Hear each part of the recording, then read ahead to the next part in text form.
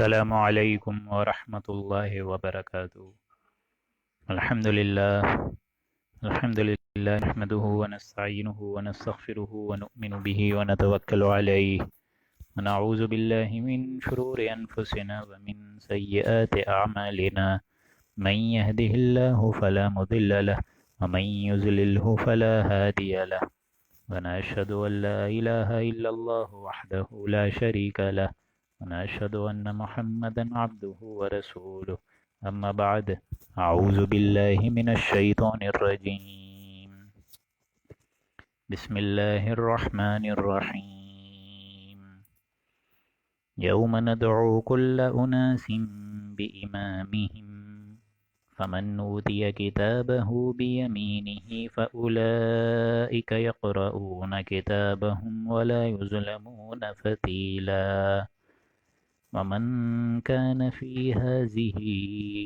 أعمى فهو في الآخرة أعمى وأضل سبيلا وإن كادوا ليفتنونك عن الذي أوحينا إليك لتفتري علينا غيره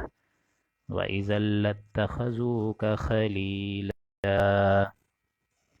رب اشرح لي صدري ويسر لي امري واحلل عقدة من لساني يفقهوا قولي اللهم انك عفو كريم تحب العفو فاعف عنا اللهم لا تدع لنا في مقامنا هذا ذنبا الا غفرته ولا هما الا فرجته ولا كربا الا نفسته ولا ديما الا قضيته ولا مريضا الا شفيته ولا ميتا الا رحمته برحمتك یا عزیز و یا غفار آمین یا رب العالمین۔ سامعین محترم، اب ہم لوگ اللہ کے نام سے سورہ بنی اسرائیل کے آخری رکوع کر کے آج جو ہے ہم 8ویں رکوع سے آغاز کر رہے ہیں، اور 7ویں رکوع کی جو آخری آیت نمبر 70 تھی، اس کے ضمن میں ہی یہ بات ابھی آگے چل کے آپ کو سمجھ آئے گی کہ اس رکوع مبارک کا پچھلے رکوع مبارک سے ایک بڑا گہرا لنک ہے، ایک گہری مناسبت ہے۔ سورہ بنی اسرائیل جس طرح آغاز میں بنی اسرائیل کے تذکرے سے ہوئی، تو اس کا اختتام بھی بنی اسرائیل اور حضرت موسیٰ علیہ السلام کے ذکر سے ہوگا۔ بہرحال اب ہم لوگ آغاز کرنے جا رہے ہیں، کیونکہ آج 12 رکوع تک ہمیں مسلسل پڑھنا ہے اور تفسیر کرنی ہے، اور اس کے بعد جو اگلی سورہ مبارک آئے گی وہ بھی 12 رکوعوں پر مشتمل ہے، اور وہ ہے سورہ کہف۔ پچھلی نشست میں جو اہم آیت تھی وہ تھی وَلَقَدْ كَرَّمْنَا بَنِي آدَمَ وَحَمَلْنَاهُمْ فِي الْبَرِّ وَالْبَحْرِ،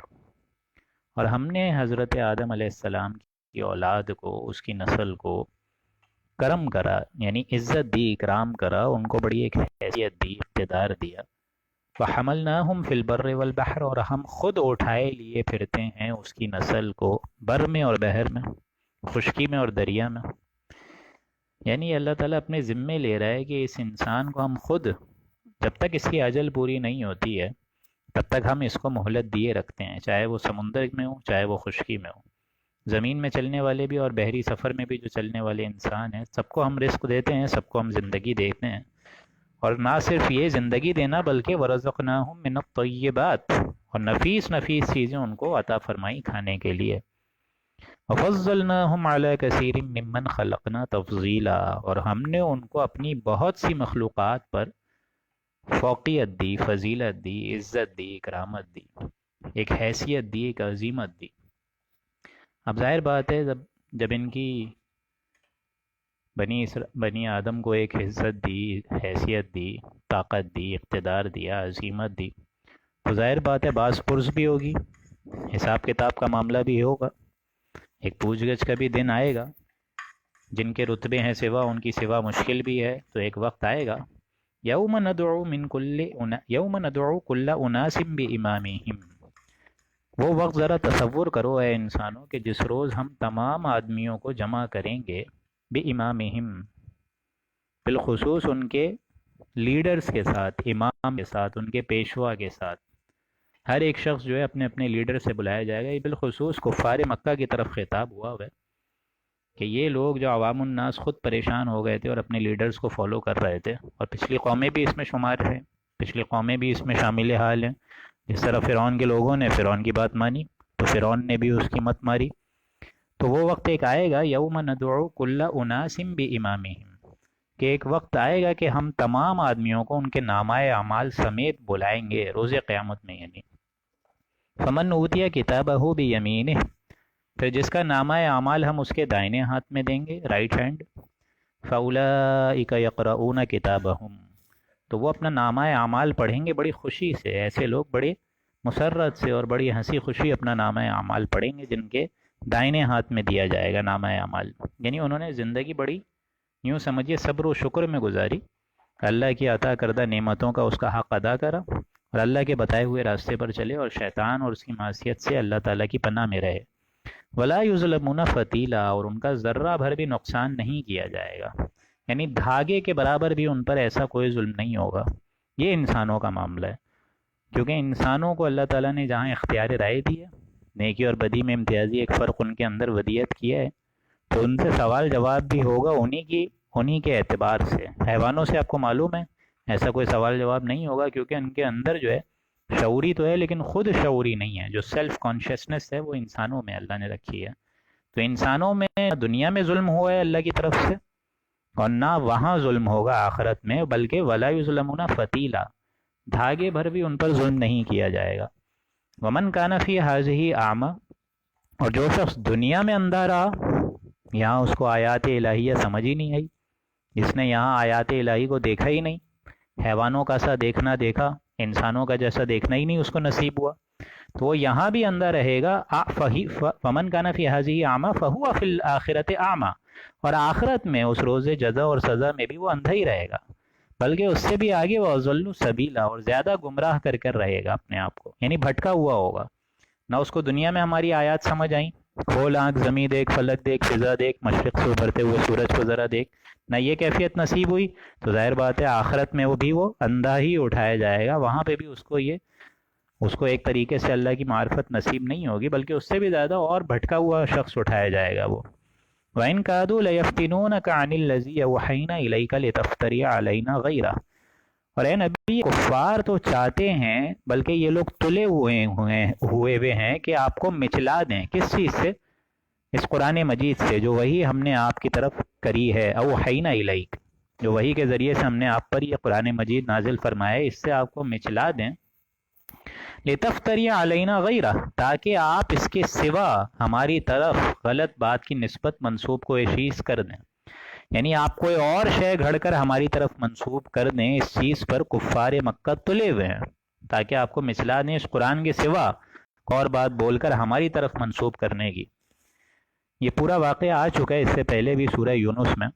کہ وہ ان کفار مکہ کا یہ ایک باقاعدہ مطالبہ تھا کہ ائت بقرآن غیر ھذا وبدل،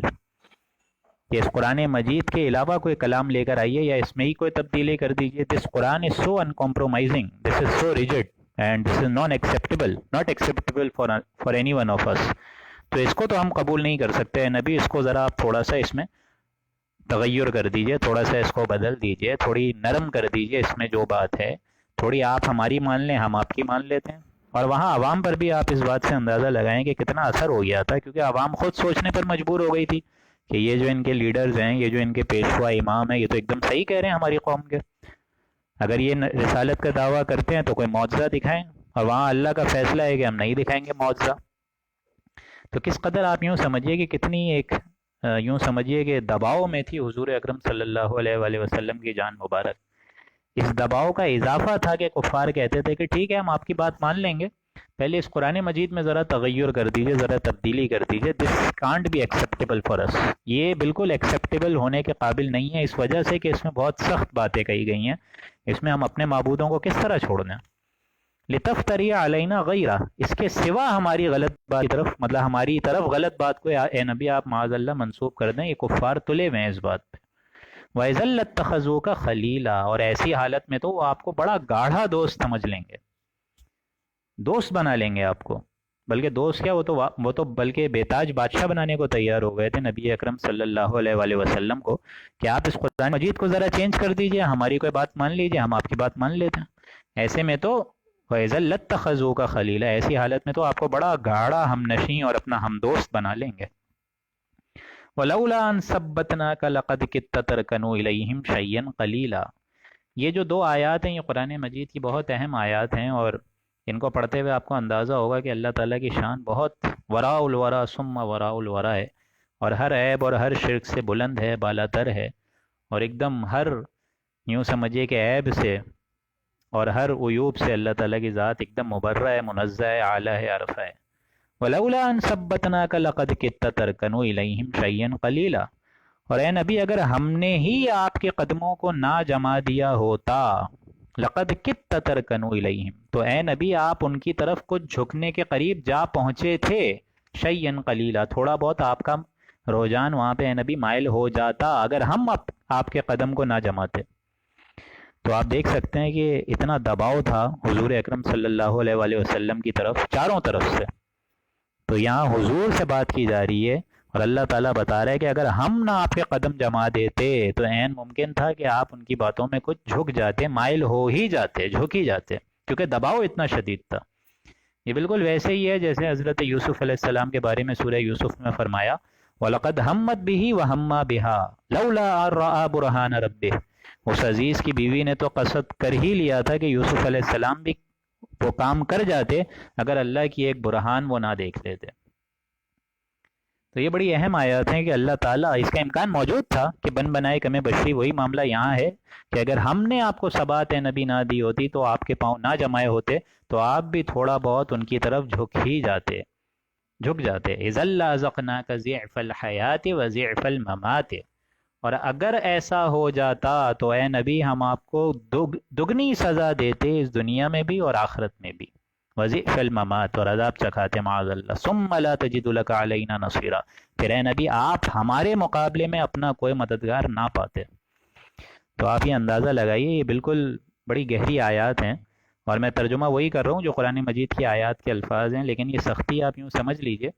کہ حضور اکرم صلی اللہ علیہ وآلہ وسلم کی طرف نہیں ہے، یہ اشارہ دیا جا رہا ہے کفار کی طرف جو دباؤ ڈال رہے ہیں، یہ جو بدبخت جو ہیں، یہ ہمارے پیارے نبی پر جو دباؤ ڈال رہے ہیں، تو ان کو بتایا جا رہا ہے کہ یہ ممکن ہی نہیں ہے، کہ یہ ہرگز کر ہی نہیں سکتے ایسا، آپ کی طرف نہیں جھکیں گے، لیکن انداز بڑا سخت ہے کہ اِذَا لَأَذَقْنَاكَ ضِعْفَ الْحَيَاةِ وَضِعْفَ الْمَمَاتِ ثُمَّ لَا تَجِدُ لَكَ عَلَيْنَا نَصِيرًا، آپ ہمارے مقابلے میں اپنا پھر کوئی چھڑانے والا نہ پاتے۔ تو یہ بڑا سخت انداز ہے اللہ کی طرف سے، کیونکہ الرب رب وَإِن تنزل والعبد عبد وَإِن ترقى، اللہ اللہ ہی رہتا ہے چاہے جتنا نزول فرما لے۔ ہر رات اللہ تعالیٰ آخری پہر میں جو نزول فرماتا ہے 7ویں آسمان سے پہلے آسمان پر، تو اللہ تعالیٰ اتنے نزول ہونے کے باوجود اللہ ہی رہتا ہے۔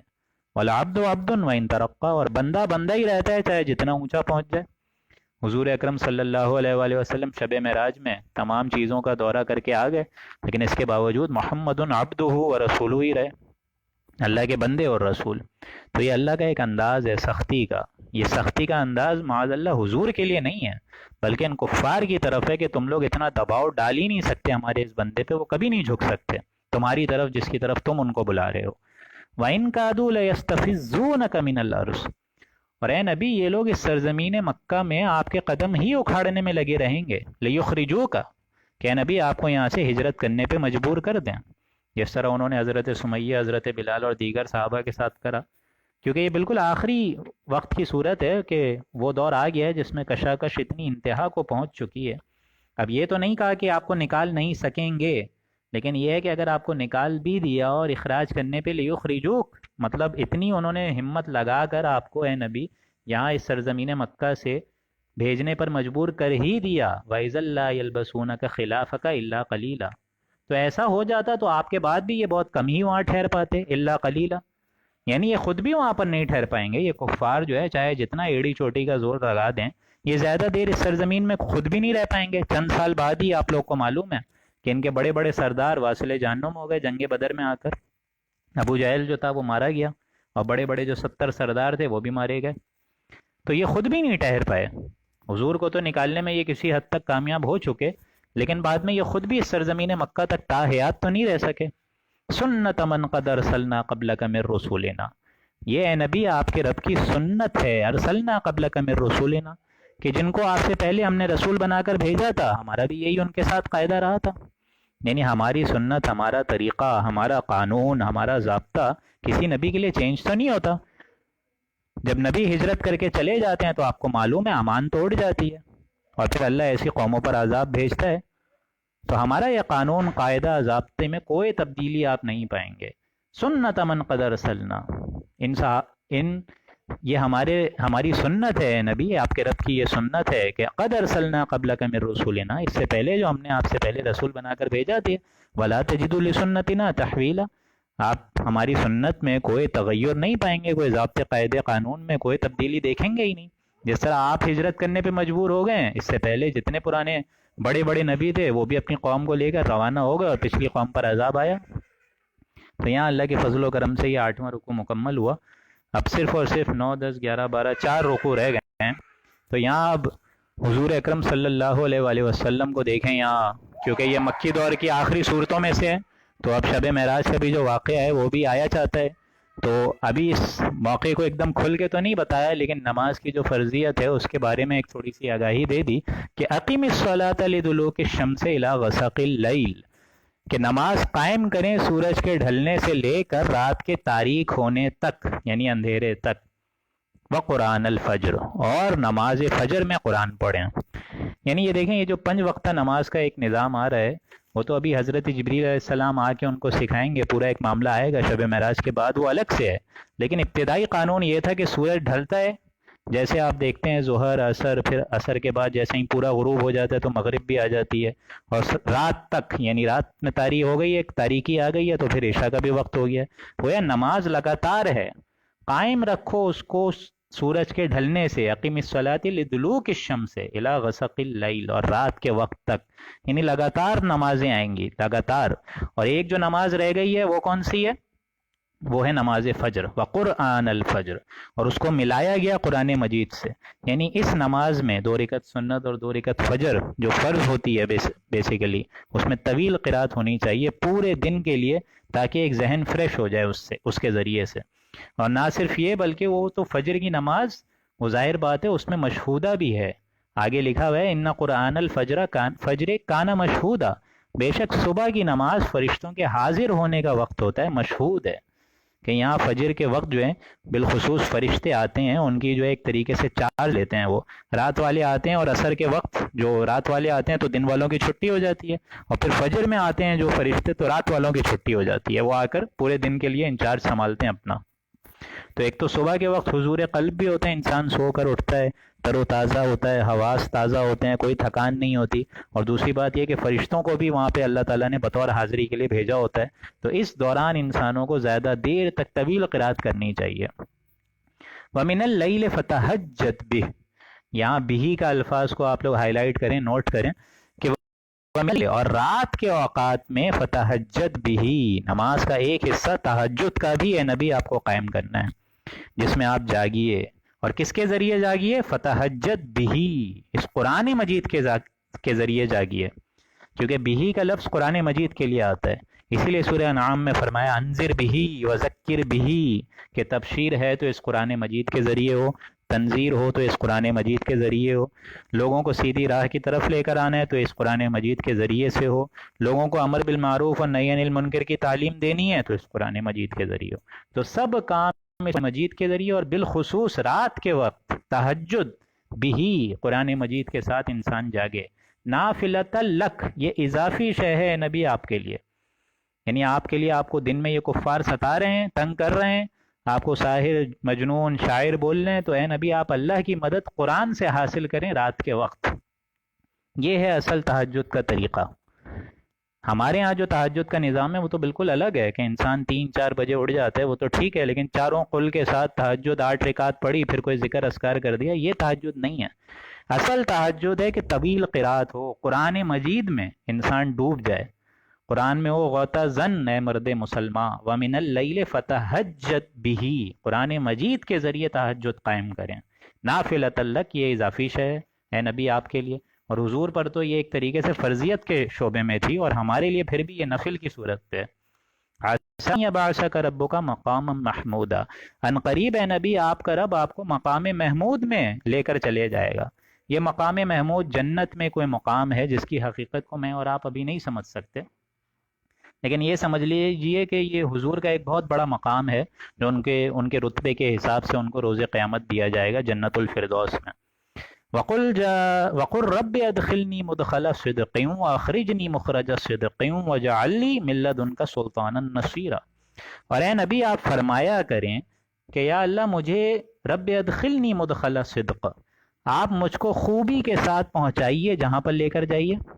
اور مجھ کو خوبی کے ساتھ نکلوائیے جہاں سے مجھ کو نکلوائیے۔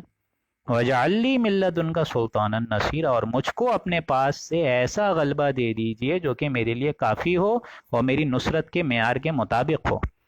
یعنی اے نبی اب آپ بے فکر ہو جائیں، کیونکہ اب ایک ہجرت کا بھی حکم آ رہا ہے۔ تو حضور اکرم صلی اللہ علیہ، کیونکہ دیکھیں میں بتا چکا ہوں کہ یہ آخری دور کی صورت ہے مکی کی، تو حضور اکرم صلی اللہ علیہ وآلہ وسلم کو ایک دعا سکھائی جا رہی ہے یہاں پر، اور وہ دعا کیا ہے کہ داخل فرما مجھ کو، یعنی اب داخل کہاں فرما؟ اب مکے سے کہاں جانا ہے؟ یثرب میں، یعنی مدینے میں، کیونکہ مدینے کا پرانا نام تو یثرب تھا۔ اور یہاں مکے سے بھی اے نبی اے اللہ تو مجھے نکال تو باعزت طریقے سے، عزت کے ساتھ اعزاز کے ساتھ وہاں داخل فرما، اور عزت اور اعزاز کے ساتھ مجھے یہاں سے نکلوار، اور آپ اپنے خزانہ فیض سے، آپ اپنی خزانہ کلیہ سے، وَجَعَلْ لِي مِن لَّدُنْكَ سُلْطَانًا نَصِيرًا، آپ مجھ کو اب سند دیجئے، اختیار عطا کریں، حکومت عطا کریں۔ یعنی اب جو نیا دور آ رہا ہے، اور آپ صلی اللہ علیہ وآلہ وسلم جب مدینے نکلے تو وہاں تو بڑا شانہ ان کا استقبال ہوا ہے۔ مدینے میں تو وہاں پہلے ہی بتا دیا گیا تھا کہ ایک نبی آخری الزماں جو ہے وہ مکے سے مدینے آ رہے ہیں، تو اللہ نے تو بالکل بے تاج بادشاہ کا جیسا استقبال وہاں پہ کیا ہوا تھا، انتظام کیا ہوا تھا۔ اوس اور خزرج کے جو دونوں قبیلے تھے انہوں نے آپ صلی اللہ علیہ وآلہ وسلم کو اپنا حاکم تسلیم کر لیا، اور یہودیوں کو نبی نے صلی اللہ علیہ وآلہ وسلم نے معاہدوں میں جھگڑ لیا، اور وہاں جا کر مسجد نبوی کی بھی تعمیر فرمائی۔ تو گویا اللہ نے جو حضور کو دینا تھا وہ ایک خوبصورت دعا کے ذریعے سے یہاں سمجھا دیا۔ رب ادخلنی مدخل صدق واخرجنی مخرج صدق واجعل لی من لدنک سلطانا نصیرا۔ وقل جاء الحق وزهق الباطل، اور کہہ دیجئے کہ حق آ گیا باطل چلا گیا، باطل نیست و نابود ہو گیا۔ اگرچہ حق کے آنے میں اور باطل کے جانے میں ابھی مزید چند سال لگیں گے، ابھی تو 8 سال بعد جا کے فتح مکہ ہوگا، لیکن عالم امر میں تو یہ فیصلہ ہو چکا کہ اللہ کے یہاں سے ٹائم ٹیبل معین ہو گیا، باطل کے لیے کوئی جگہ نہیں رہی، اب باطل چلا گیا۔ ان الباطل کان زہوقا، اور واقعتاً باطل تو چیز ہے ہی کچھ نہیں، یوں ہی آتی ہے اور یوں ہی چلے جاتی ہے، آنے جانے والی چیز ہے، اس کا کوئی ثبات تو نہیں ہے، اس کے قدم اللہ تعالیٰ کبھی نہیں جماتا۔ وَنُنَزِّلُ مِنَ الْقُرْآنِ مَا هُوَ شِفَاءٌ وَرَحْمَةٌ لِّلْمُؤْمِنِينَ۔ دیکھیں پھر قرآن مجید کا لفظ ہے، اوسط کے لحاظ سے، ایوریج کے لحاظ سے میں نے فرمایا تھا کہ یہاں پہ آپ کو اس سورہ مبارک میں قرآن کا لفظ اتنی بار نظر آئے گا کہ پورے قرآن مجید میں قرآن کا لفظ اتنی دفعہ کسی اور سورہ مبارک میں نہیں ہے۔ پھر قرآن کا ذکر آ رہا ہے، اور وہ کیا آ رہا ہے؟ وَقُلْ جَاءَ الْحَقُّ وَزَهَقَ الْبَاطِلُ إِنَّ الْبَاطِلَ كَانَ زَهُوقًا وَنُنَزِّلُ مِنَ الْقُرْآنِ، اور حق آئے گا کیسے؟ وَنُنَزِّلُ مِنَ الْقُرْآنِ، ہم نے قرآن مجید جیسی عظیم بابرکت کتاب ہے نبی آپ پر نازل فرما دی، اور یہ کتاب کیسی ہے، اس کی شان کیسی ہے؟ ما ہوا شفا، اس کے اندر شفا ہے۔ کس چیز کی شفا ہے؟ کفر کی، شرک کی، تکبر کی، حسد کی، حب مال کی، حب جان کی، حب اولاد کی، حب دنیا کی، شہرت کی طلب، اختیار کی طلب، اقتدار کی طلب، ان تمام چیزوں کی جڑ کاٹ دینے والی شے یہ قرآن مجید ہے، یہ قرآن مجید ہے، اس میں شفا ہے۔ اس کو انسان پہلے اڈاپٹ کرے گا، اپنے اندر سے یہ بیماریاں نکالے گا، تب جا کے یہ بطور شفا اس کے لیے کارآمد ہوگی۔ اور اس کے بعد وَرَحْمَةٌ لِّلْمُؤْمِنِينَ، اب رحمت بنے گی اہل ایمان کے حق میں۔ وَلَا يَزِيدُ الظَّالِمِينَ إِلَّا خَسَارًا، اور ناانصافوں کو اسی الٹا نقصان میں بڑھا دینے والی بھی شے یہی ہے، یعنی یُضِلُّ بِهِ كَثِيرًا وَيَهْدِي بِهِ كَثِيرًا۔ عام انسان جس کے اندر حق کی ہدایت کی طلب ہو، اس کے لیے قرآن مجید جو ہے وہ یوں سمجھیے ایک ضابطۂ حیات ہے، لیکن جو اس قرآن مجید کو سمجھنا ہی نہ چاہے، اعراض کرنا چاہے، تو اسی کے ذریعے سے اس کے اندر حسد میں، تکبر میں، شرک میں اور کفر میں اضافہ ہوتا رہتا ہے۔ تو پہلے تو قرآن مجید ہے واعظ، ایک نصیحت۔ سورہ یونس کی وہ آیت یاد کر لیجئے، یا ایھا الناس، اے لوگوں، قد جاءکم موعظۃ من ربکم، کہ یہ قرآن مجید تمہاری طرف آیا ہے ایک موعظہ کے طور پر، واعظ، نصیحت، دل میں کوئی رویدگی پیدا کر دینے والی شے، نصیحت ہے سب سے پہلے یہ۔ وشفاء لما فی الصدور، اور شفا ہے سینے کے اندر کے روگوں کی۔ وَهُدًى وَرَحْمَةٌ لِّلْمُؤْمِنِينَ، اور پھر ہدایت اور رحمت ہے اہل ایمان کے حق میں۔ تو یہ تمام بیماریاں، یہ مال و دولت، دنیا، وہ رشتہ، وہ پیوند، بتان وہم و گما، لا الہ الا اللہ، یہ مال ہو، چاہے دولت ہو، چاہے دنیا ہو، چاہے رشتہ داری ہو، چاہے اقتدار ہو، چاہے اختیار ہو، ان تمام چیزوں کو کاٹ دینے والی شے بتان وہم و گما، لا الہ الا اللہ۔ وَإِذَا نَعْمْنَا عَلَى الْإِنسَانِ أَعْرَضَ وَنَأَىٰ بِجَانِبِهِ، اور جب انسانوں کا معاملہ تو یہ ہے کہ جب انسانوں کو ہم اپنی نعمت عطا کرتے ہیں، عارض تو وہ اعراض کرتا ہے، منہ موڑ لیتا ہے، وَنَأَىٰ بِجَانِبِهِ، اور کروٹ لے لیتا ہے، کنی کو کنی کترا کر نکل جاتا ہے، کنی کترا کے رہ جاتا ہے۔ وَإِذَا مَسَّهُ الشَّرُّ، اور جب اس کو کوئی تکلیف پہنچتی ہے، کَانَ یئوسا، تو بڑا مایوس ہو جاتا ہے، بڑی تکلیف میں آ جاتا ہے، بڑی ہمت ہی اس کی جواب دے دیتی ہے۔ قُلْ كُلٌّ يَعْمَلُ عَلَىٰ شَاكِلَتِهِ، اے نبی آپ فرما دیجئے کہ ہر شخص اپنے طریقے پر، اپنے شاکلہ پر کام کر رہا ہے۔ فَرَبُّكُمْ أَعْلَمُ بِمَنْ هُوَ أَهْدَىٰ سَبِيلًا، سو تمہارا رب خوب جانتا ہے جو زیادہ ٹھیک راستے پر ہے اور جو بھٹکا ہوا ہے، مطلب کون سیدھے راستے پر ہے اس کا بھی علم ہے اللہ کو، اور کون سیدھے راستے پہ، اس میں مضمر یہی بات ہے کہ کون سیدھے راستے پر نہیں ہے اس کا بھی علم ہے اللہ کو، یعنی ہر شخص اپنے شاکلہ کے مطابق عمل کر رہا ہے۔ اور یہ شاکلہ کیا ہے، یہ ہم پڑھ چکے ہیں سورہ بقرہ کے آخری رکوع میں، لا یکلف اللہ نفسا الا وسعها، یہ وسع، یہ شاکلہ، یہ ایک ہی شے ہے، یعنی آپ کی شخصیت کی کچھ حدود ہیں، اس سے انسان تجاوز نہیں کر سکتا، اس کا سارا امتحان اسی کے اندر ہی اندر ہے۔ اور وہ شاکلہ کیا ہے، وہ جینز ہیں اور انوائرمنٹل فیکٹرز ہیں۔ اب جینز میں اللہ نے کیا صلاحیات رکھی ہیں، کیا خصوصیات رکھی ہیں، میرے جینز الگ ہیں، آپ کے جینز الگ ہیں۔ پھر جو انوائرمنٹل فیکٹرز ہمیں ملے، جس ماحول میں ہماری تربیت ہوئی، ہم پروان چڑھے، وہ ہمارے لیے گیون تھے، مطلب چوائس تو نہیں تھی ہمارے لیے کوئی۔ تو ان دونوں شے سے جو چیز وجود میں آتی ہے وہ ہے شاکلہ، پیٹرن۔ اسی پیٹرن کے اندر اندر آپ نے نیکی اور بدی جو کمائی ہوگی اس کے اندر رہ کر اللہ تعالیٰ روز قیامت آپ سے اس کا حساب لے لے گا، جس کو آپ انگلش میں کہتے ہیں کہ one cannot outgrow his skin, کتنے ہی آپ موٹے ہو جائیں، فروا ہو جائیں، اسکن سے باہر تو نہیں نکل سکتے۔ تو جو انسان نیکی کرتا ہے اسی کے اندر اندر، اب کسی کے اندر نیکی کی صلاحیت اللہ نے رکھی 50%، تو وہ 100% تو کر ہی نہیں پائے گا۔ کسی کے اندر 100% نیکی کی صلاحیت رکھی ہو اور اگر وہ 40% کرے تو وہ فیل ہو جائے گا۔ تو یہ پورا معاملہ ہے، یہ اللہ تعالیٰ جو ہے روز قیامت میں انسان کو اپنی حیثیت کے مطابق اس کو جس طرح آزمایا گیا ہے اسی سے ہی اس کا امتحان جو پورا ہوا ہے اسی کے مطابق اللہ تعالیٰ روز قیامت حساب بھی لے لے گا۔ کل کل یعمل علی شاکلہ، کہ ہر شخص اپنے طریقے پر شاکلہ پر کام کر رہا ہے، اور اللہ کو خوب معلوم ہے بمن ہوا اہدیٰ سبیلا، جو شخص زیادہ ٹھیک راستے پر ہے۔ وَيَسْأَلُونَكَ عَنِ الرُّوحِ، اور اے نبی آپ سے سوال کر رہے ہیں روح کا، یعنی یہ روح کے بارے میں امتحاناً آپ سے اے نبی پوچھ رہے ہیں۔ اور یہاں پہ غور کر لیجئے کہ یہ روح انہی امتحانی سوالات میں سے ایک سوال تھا جو کفار بار بار حضور سے پوچھتے تھے کہ روح کی حقیقت کیا ہے۔ اسی طریقے سے وہ اور پوچھتے تھے کہ ذوالقرنین کی کیا حقیقت ہے وہ بھی ہمیں بتائیے، اور اصحاب کہف کون تھے وہ بھی ہمیں بتائیے، اور بھی یہ پوچھتے تھے کہ بنی اسرائیل مصر کیسے پہنچ گئے یہ ہمیں بتائیے۔ تو یہ جتنے سوالات ہیں ان میں سے ایک اس کا یوں سمجھیے کہ انڈیویجول اسپیکٹ پر جو جواب آ رہا ہے روح کے بارے میں وہ بتایا جا رہا ہے، اور جو آگے معاملات چلیں گے ذوالقرنین اور اصحاب کہف کی حقیقت وہ اگلی صورت میں سورہ کہف میں آئے گی۔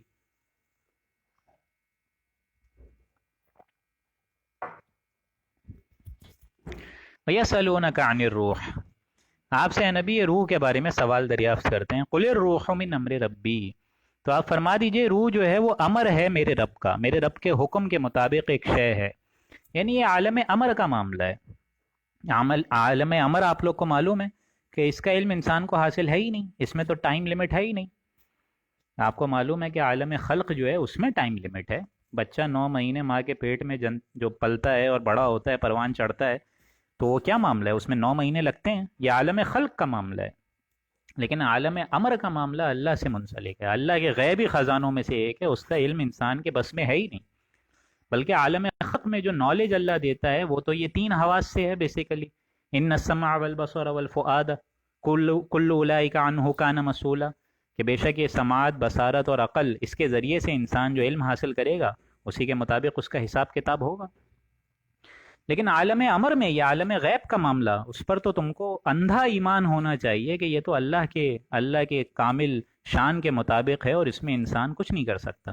الذین یؤمنون بالغیب ویقیمون الصلاۃ ومما رزقناہم ینفقون. تو یہ عالم غیب بھی روح عالم امر کی ایک شے ہے. یہاں سے آئیے، اور یہاں پہ بالخصوص میں دوبارہ آپ کو ریوائز کرا دوں کہ عالم امر میں ایک روح ہے، ایک فرشتہ ہے، اور ایک جنات ہیں. یہ تین چیزیں ہیں جن کو اللہ تعالیٰ نے عالم امر میں رکھا ہے. اس کے لیے ٹائم لمٹ نہیں ہے. وہی بھی دیکھیں، وہ بیسیکلی روح الامین ہی لے کر آتے تھے، حضرت جبریل. تو فرشتے، تو یہ ساری چیزیں ایک طریقے سے انٹر لنک ہیں، اس میں ٹائم لمٹ نہیں ہے. اور اسی وجہ سے عالم امر اور عالم خلق میں جو باؤنڈری کھینچی گئی ہے وہ ٹائم لمٹ میں کھینچی گئی ہے کہ جب ہم سب کا بھی انتقال ہو جائے گا اور ہم سب بھی اس دنیا میں رہ جائیں گے تو کیا ہوگا؟ ہمارا جسد خاکی یہاں رہے گا نا، ہمارا حیوانی جسم یہاں رہے گا، لیکن روح جو اللہ تعالیٰ کی طرف سے آئی تھی وہ وہیں چلے جائے گی. ایک سیکنڈ بھی نہیں لگے گا کہ روح وہاں موجود ہوگی. انا للہ و انا الیہ راجعون. یہ کیوں پڑھتے ہیں؟ اس لیے پڑھتے ہیں کہ ہم اللہ ہی کے تو ہیں، یعنی جسم بھی اللہ کا ہے، روح بھی اللہ کی ہے. وَإِنَّا إِلَيْهِ رَاجِعُونَ، اللہ ہی کی طرف ہم چلے جائیں گے. روح وہاں سے آئی تھی وہیں چلے جائے گی، اور جسم اسی نشو و نما کی اس مٹی سے ہی آیا تھا، اس سے ہی اس کی غذا ہوئی، تو وہ یہیں چلے جائے گا، یہیں دفن ہو جائے گا. يَسْأَلُونَكَ عَنِ الرُّوحِ قُلِ الرُّوحُ مِنْ أَمْرِ رَبِّي. یہ اللہ کے امر میں سے ایک چیز ہے، عالم امر میں سے. وَمَا أُوتِيتُم مِّنَ الْعِلْمِ إِلَّا قَلِيلًا. اور تم کو جو دیا گیا ہے علم وہ تو بہت تھوڑا سا دیا گیا ہے. یعنی یہ سارا علم ہم نے نہیں کمایا، یہ اللہ تعالیٰ اپنے ذمے لے رہا ہے کہ یہ علم جو تمہیں دیا ہے وہ تمہارا خود گیون نہیں ہے، بلکہ تمہیں دیا گیا ہے، مطلب تمہارا خود کمایا ہوا نہیں ہے. اور جس اللہ تعالیٰ نے آپ کو علم دیا ہے وہ خود اپنے ذمے لے رہا ہے کہ جو دیا بھی گیا ہے وہ بھی بہت تھوڑا دیا گیا ہے. یعنی عالم خلق کا تمہیں علم دیا گیا ہے، ان السمع والبصر والفؤاد کے ذریعے سے. عالم خلق کا امر ہے یہ، عالم امر کا نہیں ہے. عالم خلق میں تم نے یہ علم حاصل کرا، اس کی ایکسفولیشن ہو رہی ہے جو حضرت آدم علیہ السلام کو دے دیا گیا تھا. وہی چیز کلما اسماء کہ اللہ تعالیٰ نے حضرت آدم علیہ السلام کو تمام نام سکھا دیے گئے تھے، وہ سورہ بقرہ کے ابتدائی رکوعوں میں ہم پڑھ چکے ہیں. تو اس کی اب ایکسفولیشن ہو رہی ہے، اس علم کی اب ایکسفولیشن ہو رہی ہے، اور وہ بڑھتا بڑھتا علم کتنا مہلک ثابت ہو جائے گا، جس کو دجالی فتنہ کہتے ہیں، کہ ان تمام علوم پر، ان قواعد حبسہ میں سے، اور یوں سمجھیے کہ تمام نیچر کے لاز کے مطابق وہ اپنے فیصلے کرے گا. تو ان تمام اختیارات کو جو کنٹرول کر لے گا وہ ہے دجال. دجالی فتنہ بھی اسی کے ذریعے سے ہوگا، اور از خود دجال یہ ساری چیزیں کرے گا. تو یہ کائنات ابھی ناتمام ہے شاید، کہ آ رہی ہے صدائیں کن فیکون کن فیکون. وَلَئِن شِئْنَا لَنَذْهَبَنَّ بِالَّذِي أَوْحَيْنَا إِلَيْكَ. اور اے نبی اگر ہم چاہیں تو جس قدر آپ وحی بھیجیے ہم سب سلب کر لیں، ہم سب آپ کی طرف سے یہ وحی لے جائیں. یعنی یہ قرآن آپ صلی اللہ علیہ وآلہ وسلم سے محو کر دیں، آپ کے سینے سے محو کر دیں، یہ تو ہمارا اختیار ہے. کیونکہ حضور خود کہتے تھے کہ میں انسان ہوں، بس وہی آتی ہے مجھ پر، اشرف المخلوقات تو میں ہوں ہونے کے اعتبار سے. یہ بات بالکل صحیح ہے، لیکن یہاں اللہ کہہ رہا ہے کہ یہ قرآن اگر آپ کو ہم نے دیا ہے تو یہ ہماری قدرت ہے، ہم نے ٹھہرایا ہے آپ کے دل میں، ہم چاہیں اس کو لے جائیں واپس. اوحینا جو ہم نے آپ پر وحی کری ہے سب لے کر چلے جائیں. ثم لا تجد لک بہ علینا وکیلا. پھر اس کے واپس لانے کے لیے آپ کو ہمارے مقابلے میں کوئی حمایتی نہیں ملے گا. یعنی اصولی اعتبار سے اس بات کو سمجھ لیں کہ یہ وحی خود ساختہ نہیں تھی، بلکہ اللہ تعالیٰ نے بھیجی تھی. اللہ کو اس کے اوپر پورا کنٹرول حاصل تھا، اتھارٹی حاصل تھی. اس کو روکنے کا اختیار بھی حضور پر نہیں تھا، اللہ کے اختیار پر تھا. اللہ نے ہی عطا کرائی وہ فیض، اور اللہ جب چاہے لے جائے، اور اللہ جب چاہے سینے سے محف کر دے. لیکن اللہ تعالیٰ نے سینے مبارک میں محفوظ کرنا زیادہ مناسب سمجھا. تو یہاں ان کفار کی طرف ایک بیسیکلی اشارہ ہے کہ یہ حضور صلی اللہ علیہ وآلہ وسلم کے دل قلب اطہر پر جو ہم نے نازل فرمایا، تو اس کو لے جانے کا بھی ہم اختیار رکھتے ہیں. الا رحمتا من ربک، مگر یہ کہ آپ کے رب ہی کی رحمت ہے کہ اس نے آپ کے دل میں یہ بات جما کے رکھی ہوئی ہے. ان فضلہ کان علیک کبیرا. اے نبی یقیناً جو فضل ہم نے آپ پر کیا ہے وہ تو بہت بڑا فضل ہے. آپ دیکھ سکتے ہیں کہ حضور کی پیدائش سے پہلے ان کے والد صاحب کا انتقال، پھر بالخصوص حضور صلی اللہ علیہ وآلہ وسلم جوانی تک پہنچے تو بی بی آمنہ کا انتقال، پھر حضرت خدیجہ کا انتقال، پھر وہاں سے وحی کا ایک دور شروع ہوا. تو یہ سارے کے سارے معاملات آ رہے ہیں، اس پہ قدم قدم پر فضل ہوا ہے. سب سے بڑا فضل وہ ہوا ہے حضور اکرم صلی اللہ علیہ وآلہ وسلم پر، کہ ہر اعتبار سے ان کے دل کو جمائے رکھا. اتنے پریشر ہونے کے باوجود اللہ تعالیٰ نے ان کے دل مبارک کو جمائے رکھا. قُلْ لَئِنِ اجْتَمَعَتِ الْإِنسُ وَالْجِنُّ. اے نبی آپ ان سے فرما دیجئے کہ اگر تمام انسان اور تمام جنات جمع ہو جائیں، علی ان یأتوا بمثل ھذا القرآن، اور وہ جمع ہو کر ایسا قرآن مجید بنا کر لانا چاہیں، لا یأتون بمثلہ، اس کی مثال جیسا بھی وہ بنا نہیں سکیں گے، ولو کان بعضهم لبعض ظہیرا، چاہے وہ تمام کے تمام ایک دوسرے کے مددگار ہی کیوں نہ ہو جائیں، حمایتی ہی کیوں نہ ہو جائیں۔ یعنی قرآن لانے کا چیلنج ہے جو اس سے پہلے بھی آ چکا ہے، سورہ یونس میں بھی غالباً آ چکا تھا، اس سے پہلے آ چکا ہے کہ 10 صورتیں ہی بنا کے لے آؤ یا ایک جیسی صورت بنا کے لے آؤ۔ اب پورے قرآن مجید کا چیلنج آ رہا ہے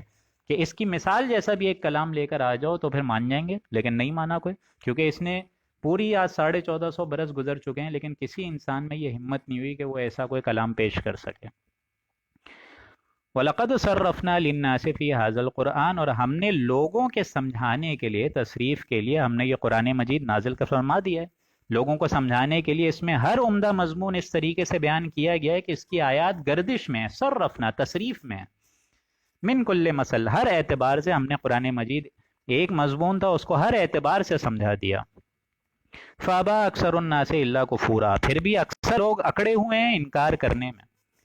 یعنی یہ اکثریت ان کی ایسی ہے کہ انکار کیے بغیر اور اللہ کی ہدایت سے منہ موڑ کر ہی اپنی زندگی گزار رہی ہے، انسان اعراضی کیے جا رہے ہیں اس سے۔ وقالوا لن نؤمن لك حتى تفجر الينا من الارض ينبوعا، اب یہ دیکھیں کفار کی طرف سے وہ مطالبات آ رہے ہیں حضور اکرم صلی اللہ علیہ وآلہ وسلم کے لیے کہ یہ لوگ کہتے ہیں کہ اے نبی ہم آپ کو ہرگز نہیں مانیں گے، لن نؤمن لك، ہم آپ پر ایمان ہرگز نہیں لائیں گے، حتی، یہاں تک کہ تفجر لنا من الارض ينبوعا، کہ اسی سرزمین مکہ میں اے نبی آپ کو ایک چشمہ جاری کر کے دکھائیے، یہ وادی غیر ذی زرع ہے، ہم آپ کو مان لیں گے، آپ یہاں سے چشمہ نکال لیں، کوئی زبردست سمندر اگا کے دکھا دیجئے، یہاں سے نکال کے دکھا دیجئے۔ او تکون لک جنہ، یا خاص آپ ہمارے لیے کوئی باغ تیار کر دیجئے کھجور کا، من نخیل، اور انگور کا، وعنب فتفجر الانہار خلالها تفجیرا، پھر اس باغ کے بیچ بیچ میں جگہ بہت سی نہریں آپ جاری کر کے دکھائیے، یعنی یہ دوسرے مطالبات، یعنی آپ دعویٰ کر رہے ہیں نبوت کا تو آپ کے پاس اسپیشل فیچرز ہونے چاہیے۔ او تسقط السماء کما زعمت علینا کسفا، یا آپ کہتے ہیں کہ حضور اکرم صلی اللہ علیہ وآلہ وسلم فرماتے ہیں کہ جبریل آتے ہیں ان کو وہی سناتے ہیں تو آسمان پہ سے آتے ہیں تو آسمان کا کوئی ٹکڑا بھی ہم پر گرا کر دکھا دیں، آپ کہتے ہیں قیامت یوں آئے گی یوں آئے گی، پہاڑ چلائے جائیں گے، پہاڑ پھٹیں گے، آسمان پھٹے گا، تو ابھی آسمان کا کوئی ٹکڑا گرا کر دکھائیے۔ او تأتی باللہ والملائکۃ قبیلا، یا اللہ کو اور فرشتوں کو ہمارے سامنے لا کر دکھائیے۔ او یکون لک بیت، یا آپ اس کے پاس کوئی سونے کا بنا ہوا گھر کیوں نہیں ہے، آپ یہاں پر کوئی سونے کا بنا ہوا گھر بنا دیجئے، من زخرف، سونے کا۔ او ترقی فی السماء، یا آپ آسمان پر سیڑھی لگا کر چڑھ کر دکھائیے۔ مطلب یہ سارے ایسے مطالبات جو کہ حصی معجزے تھے، جو کہ قوم مانگے پہ مانگے جا رہی تھی، اس سے اندازہ ہو رہا ہوگا آپ کو کہ کتنا سخت ایک پریشر تھا حضور پر صلی اللہ علیہ وآلہ وسلم۔ وَلَن نُؤْمِنَ لِرُقِيِّكَ حَتَّى تُنَزِّلَ عَلَيْنَا كِتَابًا نَقْرَؤُهُ، اور ہم تو آپ کو آسمان پر چڑھنے کا بھی یہاں باور نہ کریں اگر آپ یہاں پر، آپ ہمارے پاس ایک توشہ لے آئیں، یعنی ایک کتاب لے کر آ جائیں جس کو ہم پڑھ سکیں، نقرأہ، جس کو ہم خود پڑھ لیں۔ آپ تو یہ بتا رہے ہیں، یہ تو باتیں ایک دم غیر منطقی لگ رہی ہیں معاذ اللہ، کہ آپ جو ہے کہہ رہے ہیں کہ حضرت جبریل آپ کو وہی سنا رہے ہیں، آپ کوئی لکھی ہوئی کتاب آسمان کے ذریعے سے اترتی ہوئی ہمیں دکھا دیں جس کو ہم خود نقرأہ، خود پڑھ لیں۔ قل سبحان ربی، تو ان تمام مطالبات کے جواب میں اے نبی آپ فرمائیے، اللہ تعالیٰ تلقین فرما رہے، سبحان ربی، کہ میرا رب پاک ہے، حل کنت الا بشر الرسولا، میں تو خود انسان ہوں مگر الا بشر الرسولا، مطلب میں رسول ہوں، پیغمبر ہوں، یعنی ابتدائی جو حیثیت ہے وہ تو حضور صلی اللہ علیہ وآلہ وسلم کی تو اشرف المخلوقات کے ہی مطابق تھی کہ میرا رب تو پاک ہے، میں انسان ہوں، بس وہی آتی ہے مجھ پہ، یہ اصل فرق ہے، وہی مجھے اس وحی کو اللہ تعالیٰ ہی پہنچانے پر معمور کر رہا ہے۔ تو باقی سیرت و کردار کا جو فرق عظیم ہے وہ تو اپنی جگہ ہے، لیکن تم خود بھی جانتے ہو کہ نوعیت کے اعتبار سے میرے بھی والدین تھے، میں انہی کے ذریعے پیدا ہوا، کھانا میں بھی کھاتا ہوں، تم بھی کھاتے ہو، کاروبار میں بھی کرتا ہوں کاروبار، تم بھی کرتے ہو، تو انسان تو ہوں، لیکن فرق یہ ہے کہ مجھ پر وحی آتی ہے، اور وہ وحی یہی کہہ رہی ہے کہ تمہارا معبود جو ہے وہ بالحق ہے، اور وہ ذات باری تعالیٰ واحد ایک ہی معبود ہے، اور اسی کی ہی بندگی کرو۔ قل سبحان ربی حل کنت الا بشر الرسولا وما منع الناس ان یؤمنوا اذ جاءهم الہدی، اور جس وقت ان لوگوں کے پاس ہدایت پہنچ چکی اس وقت ان کو ایمان لانے سے نہیں روکا، اذ جاءہم الہدی، ہدایت سے نہیں روکا، الا ان قالوا بعث اللہ بشرا رسولا، اس بات پر کہ انہوں نے کہا کہ کیا یہ رسول انسان نہیں ہے، یعنی اللہ تعالیٰ نے بشر کو رسول بنا کر بھیجا ہے۔ اگر اللہ تعالیٰ چاہتا تو بہت فرشتہ بنا کر بھیج سکتا تھا، یہ رسول بنا کر انسان کو کیوں بھیجا ہے؟ قل لو کان فی الارض ملائکۃ یمشون مطمئنین، آپ فرما دیجئے کہ اگر زمین پر فرشتے رہتے، اس میں فرشتے چلتے پھرتے، تو البتہ ہم آسمان سے فرشتے کو ہی رسول بنا کر بھیجتے، لنزلنا علیہم من السماء ملکا رسولا۔ یعنی دلیل دیکھیں بہت اہم ہے، یعنی رسول کا کام ہے بات سمجھانا، ہدایت دینا، پھر اپنی زندگی میں ایک نمونہ پیش کرنا، آئیڈیل پیش کرنا ایک طریقے سے۔ تو انسانوں کے لیے فرشتہ نمونہ کیسے ہو سکتا ہے؟ فرشتہ آ بھی جائے تو لوگ کہیں گے کہ بھائی اس کو تو کھانے پینے کی حاجت ہے، اس کا پیٹ نہیں لگا ہوا، یہ ساری چیزیں بول سکتے ہیں نا۔ تو بھائی جب بات ہو رہی ہے تمام زمین میں چلنے پھرنے والے انسانوں کی، تو اللہ تعالیٰ فرشتہ کیوں بھیجے گا؟ وہ تو انسان ہی بھیجے گا، تاکہ وہ تمام ایک آئیڈیل پیش کر کے تمام لوگوں کے سامنے حق کا حق ہونا اور باطل کا باطل ہونا ظاہر کر کے جائے۔ اسی لیے فرمایا قل کفا باللہ شہیدم بینی و بینکم، کیا بہت بحث ہو گئی، بہت رد و قضا ہو گئی، اب اللہ ہی گواہ ہے میرے اور تمہارے درمیان۔ آپ کہہ دیجئے اے نبی کہ اللہ میرے اور تمہارے درمیان گواہ کافی ہے۔ انہ کان بعبادہ خبیرا بصیرا، کیونکہ وہ اپنے بندوں کو خوب جانتا ہے اور خوب دیکھ رہا ہے، یعنی ہر اعمال اس کی نگاہ کے سامنے ہیں۔ جو حضور کی دعوت پر لبیک کہہ رہے ہیں وہ ان کو بھی جانتا ہے، اور جو حضور سے یہ حصی معجزات طلب کر رہے ہیں وہ ان کو بھی جانتا ہے۔ وَمَن يَهْدِ اللَّهُ فَهُوَ الْمُهْتَدِ، اور اللہ جس کو راہ راست پر لے آئے وہی راہ راست پر آتا ہے۔ وَمَن يُضْلِلْ، اور جس کی راہ راست پر وہ ہدایت پر مہر سلب تسلیم کر دے، یعنی اس کے اوپر ختم اللہ علی قلوبہم وعلی سمعہم کی مہر لگا دے، فَلَن تَجِدَ لَهُمْ أَوْلِيَاءَ مِن دُونِهِ، تو اللہ کے سوا آپ کسی کو بھی ایسوں کا مددگار نہیں پائیں گے، یعنی اس گرفت سے نکالنے والا اور کوئی نہیں ہوتا بجز اللہ کی ذات کے علاوہ اور کوئی بھی۔ وَنَحْشُرُهُمْ يَوْمَ الْقِيَامَةِ عَلَى وُجُوهِهِمْ عُمْيًا وَبُكْمًا وَصُمًّا، اور جس نے دنیا میں ظاہر بات ہے اندھا ہو کر زندگی گزاری، تو ہم قیامت کے روز بھی اس کو اندھا، گونگا اور بہرا بنا کر اٹھائیں گے۔ بُكْمًا وَصُمًّا، چاہے وہ اندھا ہوگا، گونگا ہوگا، بہرا ہوگا، وہ اسی حالت میں اٹھایا جائے گا اور منہ کے بل چلایا جائے گا۔ مَأْوَاهُمْ جہنم، اور اس کا ٹھکانہ کیا ہوگا؟ دوزخ۔ کلما خبت زدناہم سعیرا، اور جب ذرہ سی اس کی آگ میں، اس کی حرارت میں کمی آنے لگے گی، زدناہم سعیرا، اللہ تعالیٰ اس کو دوبارہ آگ اس کی بھڑکا دے گا، اس کی جو حرارت ہے اور اس کی تپش ہے اس میں اور اضافہ کر دے گا۔ ذالک جزاؤہم جہنم بانہم کفروا بآیاتنا، ذالک جزاؤہم بانہم کفروا بآیاتنا، یہ جزا ہے ان کی جو اعمال انہوں نے کرے، یعنی کفر کرا انہوں نے ہماری آیات سے، اس کے سبب ہم نے ان کا ٹھکانہ یہ رکھا۔ وقالوا اذا كنا عظاما، اور سب سے بڑا انہوں نے کفرانی نعمت کیا کری کہ ان کا وہ قول کہ وہ کہتے تھے اذا كنا عظاما ورفاتا، کہ جب ہم مر جائیں گے، ہم ہڈیاں اور بالکل ریزہ ہو جائیں گے، مٹی میں گھل مل کر ایک دم دفن ہو کے ختم ہو جائیں گے، انا لمبعوثون خلقا جدیدا، تو کیا بھلا ہم پھر اثر نو دوبارہ قبروں سے اٹھا دیے جائیں گے، ایک نئی جدید خلقت ہمیں دے دی جائے گی۔ تو یہاں ان کے سوال کا ایک توڑ ہے، اولم یروا ان اللہ الذی خلق السماوات والارض قادر علی ان یخلق مثلہم، تو بھلا وہ ہستی جس نے تم کو پیدا کیا، جس اللہ نے آسمان اور زمین پیدا کیے، وہ اس بات پر کیا قادر نہیں ہے ان یخلق مثلہم، کہ تم جیسے اور آدمی پیدا کر دے؟ یعنی کسی بھی کام کو آپ کو معلوم ہے پہلی دفعہ کرنا تو زیادہ مشکل ہوتا ہے، جس اللہ نے کروڑوں لاکھوں اربوں انسانوں کو بنایا وہ دوبارہ نہیں بنائے گا کیا؟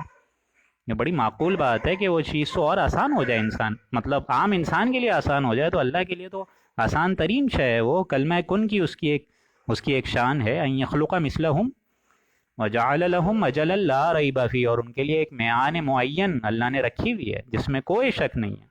یعنی وہ قیامت تو آ کر رہے گی، اس کا ایک ٹائم ٹیبل اللہ کی طرف سے اپوائنٹڈ ہے، اس میں سے کوئی شک نہیں ہے، وہ آ کے رہے گی۔ اجل اللہ ریب فی، اس میں کوئی شک نہیں ہے۔ فابى الظالمون الا کفورا، تو اس پر بھی بے انصاف لوگ انکاری کرتے رہیں گے، کفر ہی کرتے رہیں گے، یعنی اس میں جو ہے کفرانی نعمت کے بڑے بڑے، اس میں یوں سمجھ لیجئے سامان کرتے رہیں گے۔ قل انتم تملکون خزائن رحمت ربی، تو یہاں فرمایا گیا کہ اگر میرے رب کے خزانے کا اختیار تمہارے اوپر ہوتا، رحمت ربی اذا لامسکتم خشیۃ الانفاق، تو اس صورت میں تو تم کسی کو کچھ بھی نہیں دیتے، انفاق کچھ کرتے ہی نہیں، مطلب ظاہر بات ہے اتنے بخیل ہو جاتے تم۔ اگر تم لوگ میرے رب کی رحمت کے خزانوں کے مختار ہوتے، یعنی خود اختیار تمہارے پاس ہوتا اللہ کے خزانوں کا، معاذ اللہ، لامسکتم خشیۃ الانفاق، اس صورت میں اس کے خرچ کرنے کے اندیشے ضرور ہاتھوں کو روکے رکھتے تم اپنا۔ تمہیں لگتا سارا یہ جو خزانہ ہے اللہ نے، مطلب اگر تم سارے خزانوں کے مالک ہو جاتے تو دروازے بند کر دیتے، ان کو روک کے رکھتے کہ خرچ نہ ہو جائیں۔ تمہارے اندر تو بخل اتنا ہے، انسان کا دل تو معلوم ہے آپ لوگ کو کتنا تنگ ہے، وکان الانسان قطورا، اور آدمی بڑا تنگ دل ہے۔ رکوع مبارک آ گیا یہاں پہ، اور یہ رکوع مبارک بھی جس طرح پہلا رکوع تھا قرآن مجید کی سورہ مبارک کا، حضرت موسیٰ علیہ السلام کی قوم کا ذکر تھا، دیکھیں آخر میں بھی وہی ہے۔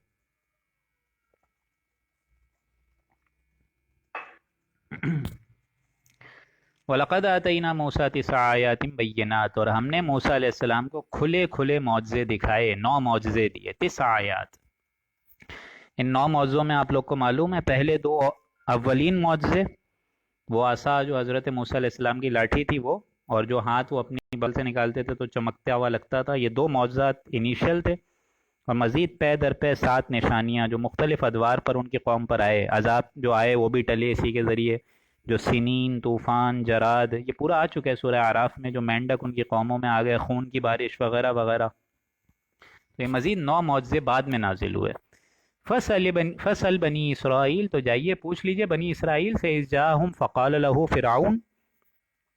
تو آپ بنی اسرائیل سے پوچھ دیجئے تو فرعون نے ان سے کہا،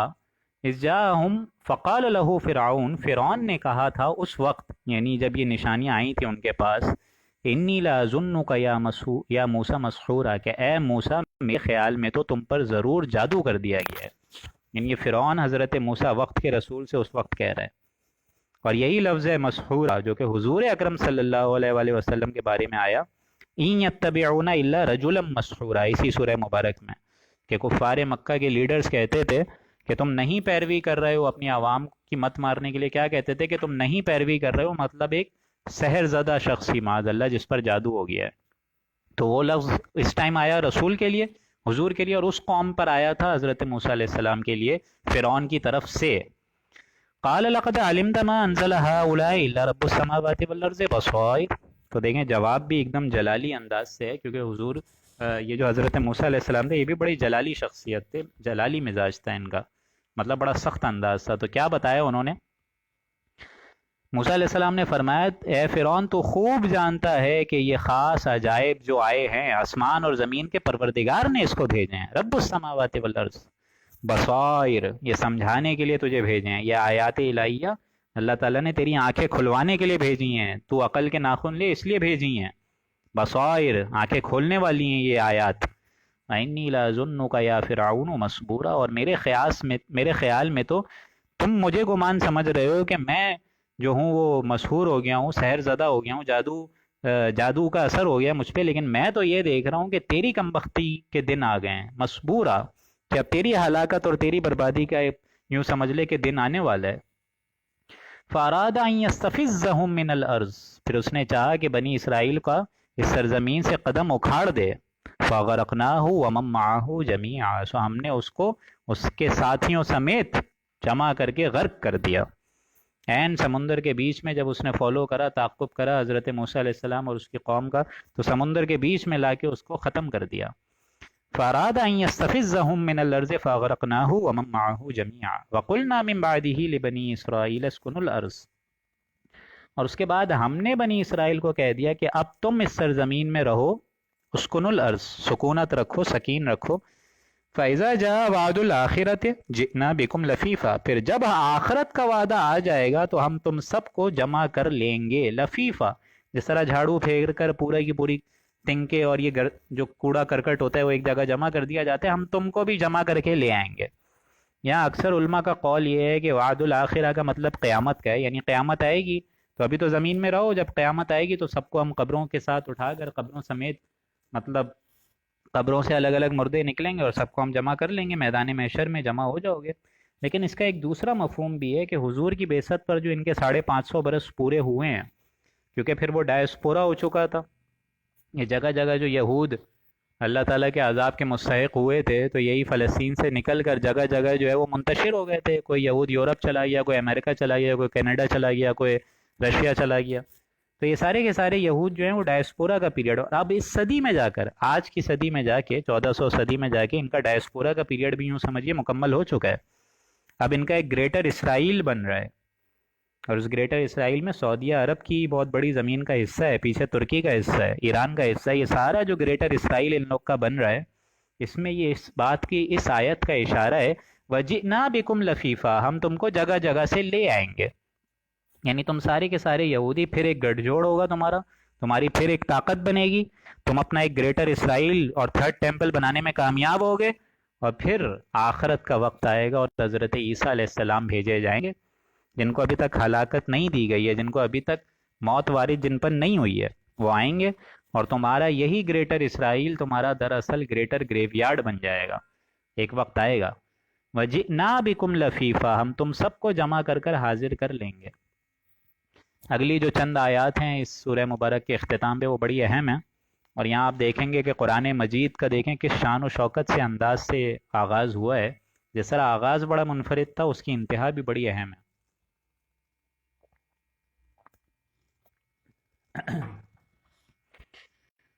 بالحق انزلناہ وبالحق نزل، اور حق کے ساتھ ہم نے اس قرآن مجید کو نازل کیا، اور حق لے کر یہ قرآن مجید نازل ہوا ہے. یعنی قرآن میں اللہ تعالیٰ نے جو ایک حق کی کیفیت رکھی ہے اس قرآن کے ساتھ، تو دراصل یہ قرآن مجید حق کے ساتھ نازل کیا ہے حضور اکرم صلی اللہ علیہ وآلہ وسلم پر، اور حق کے ساتھ نازل ہوا ہے یہ قرآن مجید. حق لے کر آئے، اور یہ قرآن مجید از خود حق کا شاہکار ہے. وَمَا أَرْسَلْنَاكَ إِلَّا مُبَشِّرًا وَنَذِيرًا، اور اے نبی ہم نے آپ کو صرف اور صرف مبشرا ونذیرا، بشارت دینے والا اور ڈر سنا کر بھیجنے والا بھیجا گیا ہے.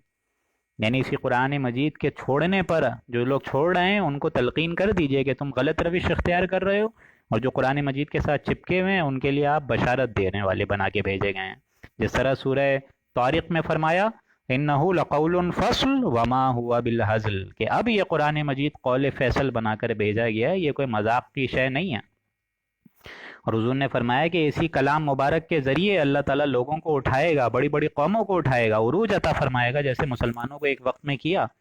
اور اسی قرآن مجید کو چھوڑ دینے سے اللہ تعالیٰ بڑی بڑی قوموں کو ہلاک کر دے گا، ذلیل و خوار کر دے گا، جیسا کہ آج امت مسلمہ ہوئی ہے. وَقُرْآنًا فَرَقْنَاهُ لِتَقْرَأَهُ عَلَى النَّاسِ، اور اس قرآن مجید کو تو ہم نے جا بجا الگ الگ انداز میں بھیجا ہے، ٹکڑے ٹکڑے کر کے بھیجا ہے، ایک دم پورا پورا نہیں اتارا. عَلَى مُقْسِمْ وَنَزَّلْنَاهُ تَنزِيلًا، ٹھہر ٹھہر کر بھیجا گیا. اور اے نبی آپ بھی اب ٹھہر ٹھہر کر اس کو پڑھیں. وَنَزَّلْنَاهُ تَنزِيلًا، تنزیل جو ہوئی ہے اس کی یہ وقتاً فوقتاً ہوئی ہے. جن حالات میں حضور کی تحریک اور دعوت گزر رہی ہے اس حساب سے اور اس اندازے کے مطابق یہ قرآن مجید کی آیات الہیہ حضور کے قلب اطہر پر نازل ہوئی ہیں، تاکہ اہل ایمان کو جگہ جگہ جگہ انداز سے اعتبارات سے اللہ تعالیٰ ان کے دلوں کو ثبات دے، تاکہ ان کی اہل ایمان کی پریشانیوں کو دور کرے.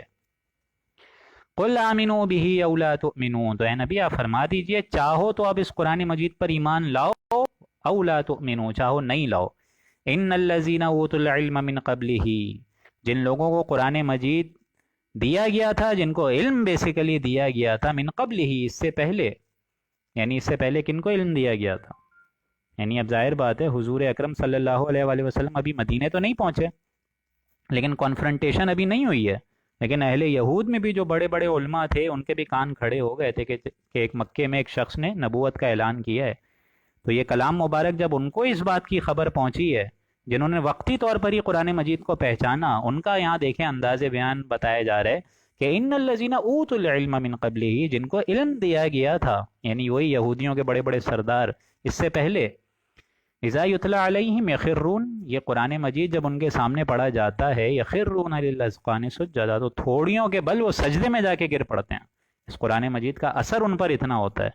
وَيَقُولُونَ، اور وہ کہتے ہیں سبحان ربنا ان کان وعد ربنا لمفعولا، کہ ہمارا رب پاک ہے ہر شرک سے، ہر عیب سے، اعلیٰ ہے، عرفہ ہے، منزہ ہے، وراء الورا ثم وراء الورا ہے. ربنا ان کن وعد ربنا لمفعولا، کہ بے شک ہمارے رب کا وعدہ پورا ہو کر رہنا ہے. پورا ہو کر رہنا ہے، یعنی اللہ کا وعدہ تو پورا ہونا ہی تھا، اللہ نے آلریڈی کہہ دیا تھا انہی کے کلام میں، ڈیوٹرانومی چیپٹر 18 ورس 18 جو ان کی تورات ہے اس میں اللہ نے لکھ دیا تھا، جو ان کی بائبل ہے اس میں لکھ دیا تھا کہ میں ان کے منہ میں اپنا ایک کلام ڈالوں گا۔ یہ جو ڈیوٹرانومی چیپٹر 18 ورس 18 19 ہے اس میں اللہ تعالیٰ نے فرمایا تھا کہ میں ان کے بھائیوں میں اے موسیٰ تیرے مانند ایک نبی اٹھاؤں گا، یعنی بنی اسرائیل کے بھائی کون تھے؟ بنی اسماعیل، حضرت اسماعیل کی ذات سے، اور اس کے منہ میں اپنا کلام ڈالوں گا اور پھر وہ وہی کہے گا جو میں اسے بتاؤں گا کہنے کو۔ تو یہ وقت جو ہے، یہ وعدہ جو ہے اللہ کا پورا ہو گیا۔ وَيَخِرُّونَ لِلْأَذْقَانِ يَبْكُونَ، اور وہ ٹھوڑیوں کے بل گرتے ہیں، روتے ہیں، وَيَزِيدُهُمْ خُشُوعًا، اور یہ قرآن ان کا خشوع اور ان کا خضوع اور بڑھا دیتا ہے۔ اس قرآن مجید کے ذریعے سے ان کے قلب کو ایک ٹھہراؤ محسوس ہوتا ہے۔ الا بذکر اللہ تطمئن القلوب، ان کے دلوں کے اندر جو بے چینی ہے وہ دور ہوتی ہے۔ یہ آیت سجدہ ہے، اس پہ سجدہ کر لیجئے گا آپ لوگ۔ قل ادعوا اللہ او ادعوا الرحمن، اے نبی آپ فرما دیجئے کہ چاہے اللہ پکار کر کہو یا رحمان پکار کر کہو، ایم تدعو فلہ الاسماء الحسنی، جس نام سے بھی پکارو گے تو اس کے تو سارے ہی اچھے نام ہیں، سارے ہی اچھے نام ہیں، یعنی ہر خیر، ہر خوبی، ہر بھلائی، ہر حسن، ہر کمال، ہر جمال جو بھی تصور کر سکو، any good, any beauty, any perfection, وہ اللہ کی ذات میں بتمام و کمال آلریڈی موجود ہیں۔ ایم تدعو فلہ الاسماء الحسنی ولا تجہر بصلاتک، اور اپنی نماز میں نہ تو بہت زیادہ پکارا کرو، مطلب بہت زیادہ زور سے آواز بلند مت کیا کرو، ولا تخافت بہا، اور نہ بالکل چپکے پڑھا کرو، مطلب ایک دم ہلکی آواز نماز میں بھی کرنا منع ہے اور ایک دم زور سے آواز بلند کر کے پڑھنا بھی منع ہے، بلکہ وَابْتَغِ بَيْنَ ذَلِكَ سَبِيلًا، اور دونوں کے درمیان ایک طریقہ اختیار کر لیجئے، یعنی میانہ روی کا معاملہ ہو۔ حضرت عمر رضی اللہ تعالیٰ عنہ جب نماز پڑھتے تھے تو بآواز بلند وہ کہتے تھے کہ میں اس لیے زور سے پڑھتا ہوں تاکہ شیطان جو ہے بھاگ جائے، اور حضرت ابو بکر بہت کم انداز میں، ہلکی انداز میں۔ تو حضور کو جب یہ پتہ چلا تو حضور نے فرمایا اے ابو بکر تم تھوڑا سے بلند کر لو، اور اے عمر تم تھوڑی ہلکی کر لو، وَابْتَغِ بَيْنَ ذَلِكَ، ان دونوں کے درمیان ایک طریقہ رائے ہونی چاہیے، ایک میانہ روی کا معاملہ ہونا چاہیے۔ وَقُلِ الْحَمْدُ لِلَّهِ، یہ بڑی اہم آیت ہے، آخری 111ویں آیت، اور یوں سمجھیے کہ توحید کے لیے اور معرفت خداوندی کا ایک عظیم خزانہ ہے اس ایک ہی آیت میں۔ اس ایک آیت کی آپ گہرائی کو سمجھیے گا، اور اس کا اندازہ آپ لوگ کو ہوگا آخری پارے میں سورہ اخلاص سے، قل هو اللہ احد اللہ الصمد لم یلد ولم یولد ولم یکن له کفوا احد۔ تو اس لیے فرمایا وقل الحمد للہ، کہہ دیجئے کہ کل حمد، کل شکر، کل ثنا اللہ ہی کے لیے ہے، الذی لم یتخذ ولدا، کہ جس نے اپنی کوئی اولاد، کوئی بیٹا، کوئی بیٹی نہیں بنائی، لم یلد ولم یولد، کوئی تجویز نہیں کری، کوئی اولاد نہیں رکھی۔ اولاد کی ضرورت تو ہمیں ہے، کیونکہ اولاد کے ذریعے ہماری احتیاجیں منسلک ہیں۔ اولاد کی ضرورت تو ان کو ہوتی ہے جو خود جانتے ہیں کہ ان کو فنا ہو جانا ہے۔ اولاد کے ذریعے سے ایک بقا رہتی ہے، انسان دوام چاہتا ہے کہ میں مر جاؤں گا لیکن میرے بعد میرا کوئی نام لینے والا ہو۔ اللہ کا نام تو شروع سے لے کے آخر تک ہے، اللہ کو اولاد کی کوئی ضرورت نہیں ہے۔ لم یتخذ ولدا ولم یکن لہ شریک فی الملک، اور نہ اس کا کوئی سلطنت میں شریک ہے، کوئی شریک نہیں ہے، تنہا مالک، مالک الملک، کوئی اختیار نہیں ہے کسی کے پاس سوائے اللہ تعالیٰ کے۔ وَلَمْ يَكُنْ لَهُ وَلِيٌّ مِّنَ الذُّلِّ، اور اس کا کوئی ولی کمزوری کی وجہ سے نہیں ہے۔ تم دوستیاں پالتے ہو کیونکہ تم کو ضرورت ہے دوستوں کی، تمہارے دل میں یہ بات ہے کہ میرا دوست وقت پر کام آئے گا، تم کبھی اس کی ناجائز بات ماننے پر بھی تیار ہو جاتے ہو، اس لیے کیونکہ دل میں تمہارے یہ ہوتا ہے کہ کبھی میرا وقت بھی آئے گا، مجھے بھی کام پڑے گا اس کے ذریعے۔ لیکن اللہ کو کوئی ضرورت نہیں، تمہاری دوستیوں کے ساتھ تمہاری کمزوریاں اور تمہاری احتیاجیں وابستہ ہیں۔ اللہ کی دوستی ہے لیکن کمزوری کی بنا پر نہیں، لہٰذا اللہ پر کوئی ڈھوس نہیں جما سکتا، یہ ذہن سے نکال دو۔ اللہ سے کوئی بات طاقت کی بنا پر جبرن منوا نہیں سکتا۔ وَلَمْ يَكُنْ لَهُ وَلِيٌّ مِّنَ الذُّلِّ، اور سب سے اہم بات وَكَبِّرْهُ تَكْبِيرًا، اور اس کو تکبیر کرو جیسا کہ تکبیر کا حق ہے۔ اللہ اکبر کہنے سے وہ معیار نہیں آئے گا، یوں بات سمجھ لیجئے۔ مطلب یہ ہے کہ اللہ بڑا ہے لیکن اللہ کو بڑا کرو جیسا کہ بڑا اس کا ہونا چاہیے۔ معلوم ہو کہ تمہاری پارلیمنٹ میں بھی اس کی بات مانی جائے، طے ہو، یہ بات لٹکی ہوئی ہو ایک دم قانون خداوندی لٹکا ہوا اس پارلیمنٹ پر کہ یہاں کتاب و سنت کے خلاف یہاں قانون سازی نہیں ہو سکتی، ایک ننگی تلوار لٹکی ہوئی ہو، تب معلوم ہوگا کہ اللہ بڑا ہے۔ تمہاری عدالتوں میں اللہ بڑا ہو، معلوم ہو کہ اللہ کے قوانین کے خلاف یہاں کوئی فیصلہ نہیں ہو سکتا۔ وَمَن لَّمْ يَحْكُم بِمَا أَنزَلَ اللَّهُ فَأُولَٰئِكَ هُمُ الْكَافِرُونَ وَمَن لَّمْ يَحْكُم بِمَا أَنزَلَ اللَّهُ فَأُولَٰئِكَ هُمُ الْفَاسِقُونَ وَمَن لَّمْ يَحْكُم بِمَا أَنزَلَ اللَّهُ فَأُولَٰئِكَ هُمُ الْكَافِرُونَ جو شخص اللہ کی اتاری ہوئی شریعت کے مطابق فیصلے نہیں کرتے وہی کافر ہیں، وہی ظالم ہیں، وہی فاسق ہیں، وہی ناہنجار ہیں۔ تو جب تک اس پر عمل نہیں ہوتا اللہ بڑا کیسے ہے؟ اللہ کو تو بس ہم نے مسجدوں میں بڑا کر لیا کہ یہیں اللہ تیری تکبیر ہوگی، یہیں تسبیح کریں گے، اللہ اللہ خیر صلی اللہ، باقی مارکیٹ میں افسر شاہی بڑی ہے، گھر میں بھی دیکھ لیجئے بیوی بڑی ہے، بلکہ لوگ خود کہتے ہیں کہ کیا کریں بیوی نہیں مانتی ہے۔ بات تو آپ کی صحیح ہے لیکن بیوی نہیں مانتی، ہمارے اہل و عیال نہیں مانتے۔ کبرہ تکبیرا، اللہ کو بڑا کرو جیسا کہ اس کو بڑا کرنے کا حق ہے۔ تو یہاں اللہ کے فضل و کرم سے آج 6 رکوع مکمل ہوئے، اور یہاں سورہ بنی اسرائیل جو ہے اس کا بھی اختتام ہوا۔ کل سے انشاءاللہ العزیز سورہ کہف ہم لوگ پڑھیں گے۔ اللہ تعالیٰ سے دعا ہے کہ اللہ تعالیٰ میرا اور آپ کا سمجھ کر عمل کرنے کی ہم لوگوں کو توفیق عطا فرمائے۔ بارک اللہ لنا ولکم فی القرآن العظیم ونفعنی وإیاکم بالآیاتہ والذکر الحکیم۔ صدق اللہ العظیم۔